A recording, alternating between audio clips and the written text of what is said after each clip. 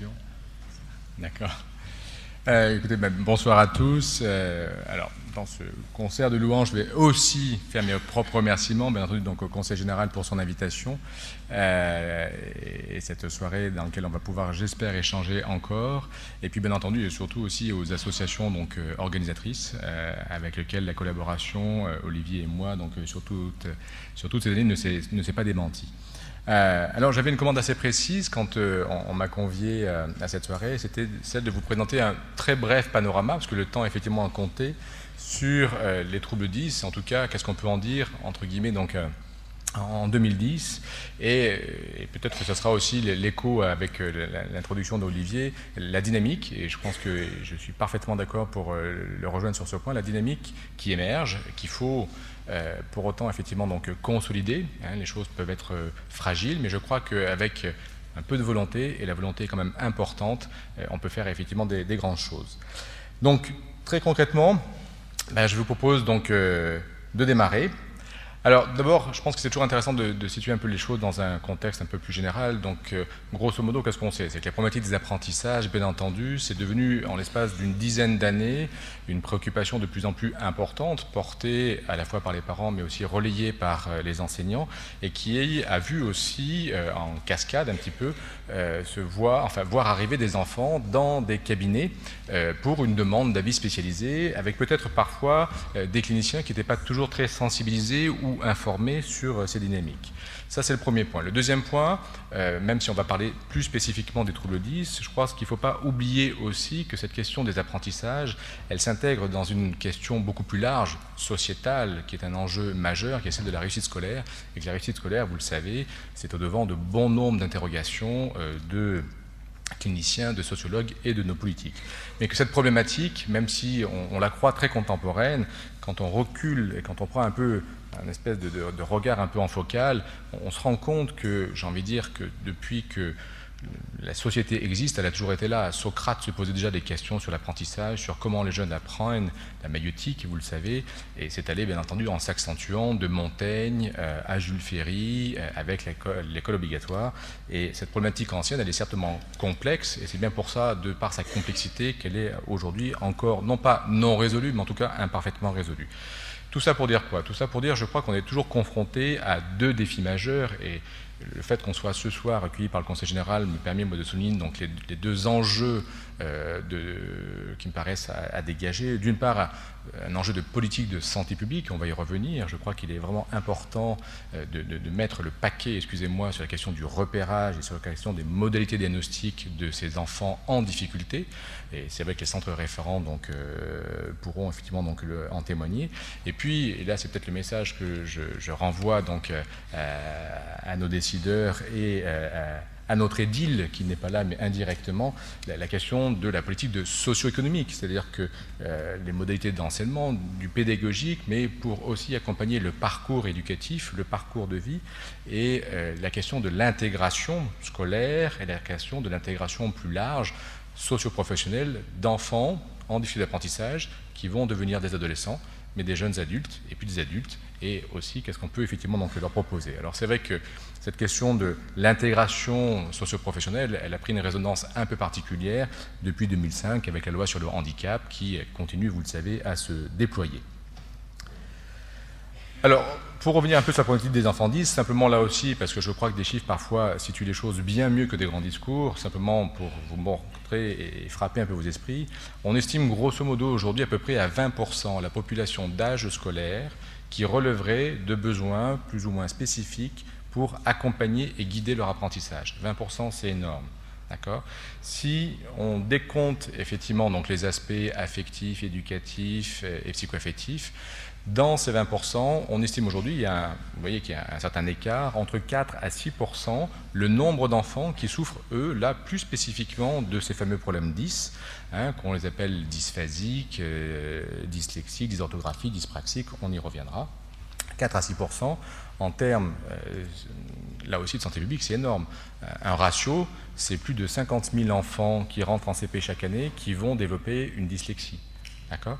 Donc, quand on rapporte ça à la population infanto-juvénile, ça donne tout de suite des chiffres qui peuvent donner un peu le tournis et qui nous montrent encore ce qu'on a effectivement donc à faire et à donner pour les accompagner.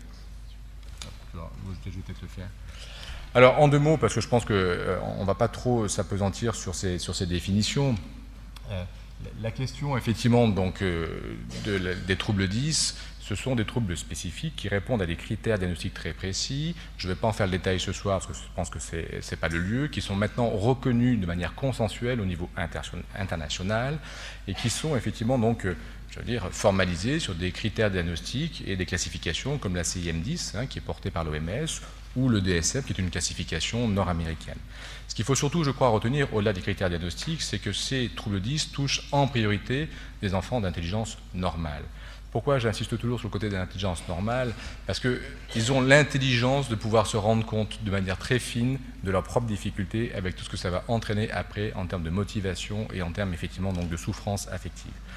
Qu'aujourd'hui, parler de troubles 10, ça veut dire quoi? Ça veut simplement dire que ces enfants présentent des difficultés durables et en grande partie résistantes, on pourrait y revenir si vous voulez, dans la capacité à mettre en œuvre leurs compétences cognitives, toute cette petite mécanique intellectuelle et nécessaire et qui vient effectivement porter les apprentissages, que ce soit du côté du langage oral, du langage écrit, des raisonnements logico-mathématiques, de l'attention, de la mémoire et bien d'autres choses.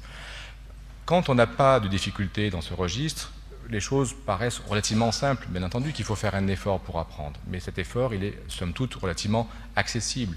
L'enfant 10, lui, va devoir quelque part multiplier par 2, voire par 3 l'effort pour rentrer dans ses apprentissages, rentrer dans ses automatisations, et c'est pour ça que ça dure autant, c'est pour ça que parfois aussi certains baissent les bras, et c'est pour ça aussi que des parents s'y épuisent, hein, parce que il faut, tu dois, mais que ce n'est pas aussi simple que ça. Donc, là aussi, le dernier point, c'est que ces difficultés très spécifiques surviennent en dehors de tout déficit sensoriel, et puis surtout, vous le savez, de déficit éducatif, parce qu'on a beaucoup aussi posé la question du côté de l'origine affective et du côté notamment des interactions de ces enfants avec leur environnement donc, familial. Ça, aujourd'hui, on sait que c'est faux, et des défauts aussi de pédagogie, hein, même si la pédagogie, là aussi, doit s'adapter à des modalités d'apprentissage. Alors, l'origine, aujourd'hui, on continue à apprendre, on continue à progresser beaucoup sur le plan scientifique, mais soyons clairs, et je ne vais pas effectivement vous raconter l'histoire, l'origine précise, la nature précise de ces difficultés, elle reste encore mal cernée, je ne dirais pas inconnue, mais on n'a pas de modèle de compréhension univoque, on n'a pas une cause précise. C'est pour ça qu'on ne parle pas de maladie, on parle de trouble. Et pourquoi on parle de trouble? Parce que les modèles de compréhension qui nous servent à penser, à construire les modalités diagnostiques, les programmes de rééducation orthophoniques ou autres, ils sont construits sur des modèles qu'on appelle polyfactoriels. Tout ça pour dire quoi? Que ces modèles font interagir en permanence, grosso modo, 2 niveaux de facteurs. D'une part, des facteurs de vulnérabilité personnelle, qu'on dit endogènes, et qui renvoient vraisemblablement donc à des problématiques de troubles du neurodéveloppement, on pourrait y revenir, et aussi des facteurs environnementaux, mais qui sont plus là en termes de facteurs de résistance ou de résilience, d'accord?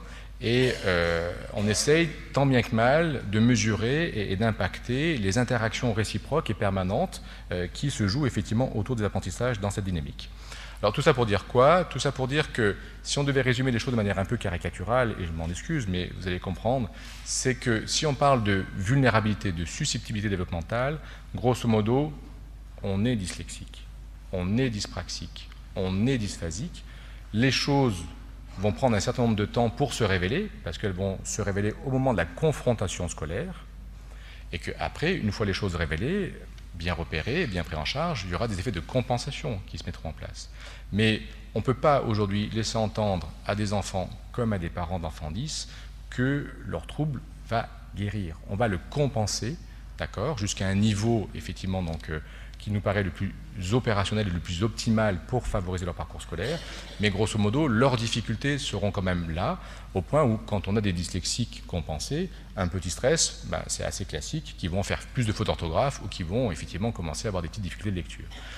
Mais tout ça pour dire quoi? Tout ça pour dire que ça souligne un côté qui était jusque-là peut-être pas suffisamment illustré, c'est qu'à partir du moment où on dit que c'est développemental, ça va s'inscrire dans le temps et ça va donc nécessairement toucher l'adolescent, le jeune adulte. D'accord ? Et que pendant longtemps, on disait, ben ouais, ça va mieux, et qu'on espérait subitement, et un peu comme par magie, qu'à la fin de l'adolescence ou à la fin du bac, c'était réglé. J'interviens comme correcteur d'une épreuve de sciences humaines et sociales en première année de médecine, qui est une épreuve rédactionnelle. Je peux vous assurer que des dyslexiques, on en voit quelques-uns sur les copies.